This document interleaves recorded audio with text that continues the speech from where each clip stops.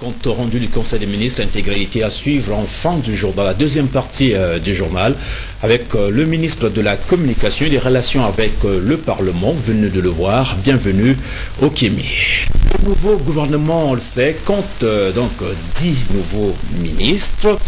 Et dans la série des portraits que nous avons débuté mercredi, voici 6 autres avec Jean-Claude Kako. Ministre du Commerce et des Approvisionnements, Claudine Munari. Diplômée d'études supérieures spécialisées en économétrie, veuve, 4 enfants. En attendant sa prise de fonction, Claudine Munari est membre du bureau de l'Assemblée nationale. Ministre de la Santé et de la Population, Georges Moyen. 50 ans, professeur en pédiatrie. En attendant sa prise de fonction, Georges Moyen est recteur de l'université Marien-Ngouabi. Ministre des Hydrocarbures, André Raphaël Luemba, 60 ans, ingénieur en géologie, diplômé de l'Institut français du pétrole, marié, père de 3 enfants.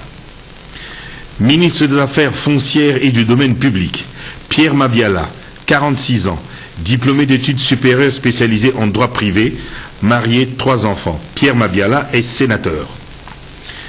Ministre de la Communication chargé des relations avec le Parlement. Bienvenue au Kémi. 37 ans.